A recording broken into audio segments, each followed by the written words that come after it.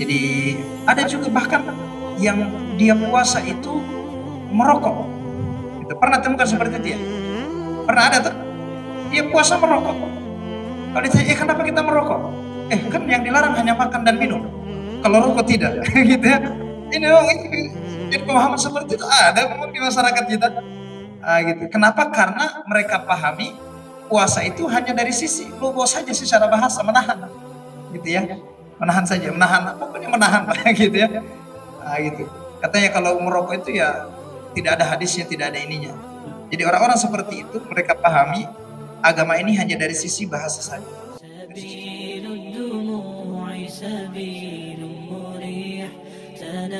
Ini persoalan tasawuf sebenarnya. Ada syariat, tarekat, hakikat dan makrifat, gitu ya. Memang kalau pemahaman-pemahaman seperti ini itu biasanya kita dapati masih banyak juga. Biasanya di kampung-kampung, gitu ya. Bukan di sini ya, bahkan di kampung saya dulu pernah begitu. Ini seputar makrifat. Waktunya sholat, dia tidak mau sholat. Saya tanya, kenapa tidak sholat? Saya sudah sholat, gitu ya.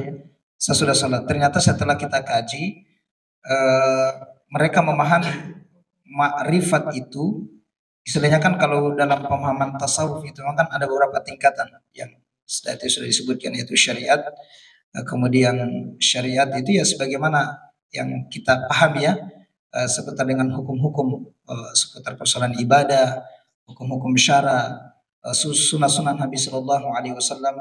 Sementara tarikat itu adalah jalan yang ditempuh seseorang ketika dia melaksanakan syariat, gitu ya. Kemudian hakikat, setelah itu ma'rifat. Dan orang-orang yang berpikiran seperti yang didapatkan oleh penanya tadi, bahwa kalau mereka sudah mencapai level ma'rifat, mereka tidak usah lagi melakukan sholat sebagaimana yang kita kerjakan sehari-hari dan lain sebagainya. Mereka itu pertama memahami ibadah itu hanya pada level bahasa saja, secara lughah. Contohnya begini, kalau ditanyakan kenapa tidak sholat, itu kan sholat definisinya secara bahasa itu kan artinya doa, gitu ya. Sementara secara istilah adalah gerakan yang diawali dari takbiratul ihram dan diakhiri dengan salam. Nah, orang yang memahami perintah sholat itu dari sisi bahasa saja, maka dia tidak akan melakukan gerakan dari takbiratul ihram sampai salam. Cukup dia berdoa saja. Itu dipandang sebagai dia sudah sholat. Itu setelah dikaji.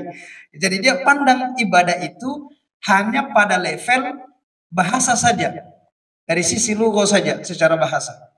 Sementara tidak seperti itu yang diajarkan oleh Nabi Shallallahu Alaihi Wasallam. Sallu kama raaitumuni usalli. Salatlah kalian sebagaimana kalian melihat aku salat. Gitu. Nabi Shallallahu Alaihi Wasallam saja yang sudah dijamin masuk surga, gitu ya. Ketika datang waktunya salat, itu beliau kemudian mengerjakan salat sebagaimana yang kemudian diikuti juga oleh kalangan para sahabat.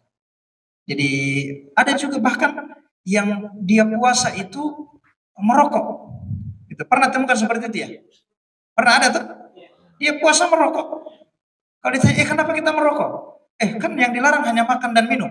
Kalau rokok tidak, gitu ya. Ini memang jadi pemahaman seperti itu ada memang di masyarakat kita. Gitu. Kenapa? Karena mereka pahami puasa itu hanya dari sisi logo saja secara bahasa menahan, gitu ya. Menahan saja, menahan, pokoknya menahan lah, gitu ya. Gitu. Katanya kalau merokok itu ya tidak ada hadisnya, tidak ada ininya. Jadi orang-orang seperti itu mereka pahami agama ini hanya dari sisi bahasa saja, dari sisi bahasa, seperti itu. Dan terus terang saja masih banyak pemahaman seperti ini dari sisi kehidupan di masyarakat kita lah. Ada juga yang bahkan pemahamannya Al-Quran itu ada 40 juz, gitu ya. 10 juznya itu tersembunyi hanya orang-orang tertentu saja yang yang ini, yang tahu lah itu 10 juznya itu, gitu ya. Dan terkesan orang-orang yang memang punya sifat seperti ini, yang makomnya dia, menurutnya dia tuh makomnya itu sudah sampai pada puncak makrifat, tapi tidak dibarengi sebagaimana yang diajarkan oleh para ulama yang ahlu tasawuf sebenarnya, gitu ya. Ini kan biasanya hanya taklid buta saja, ikut-ikutan saja, karena gurunya begitu dia juga begitu, gitu. Dan kadang-kadang terkesan meremehkan, gitu ya. Misalkan posisi kita, apalagi anak-anak baru gitu ya, itu kalau kita nasihat, apa sih kau ini baru kemarin sore, gitu. Gitu.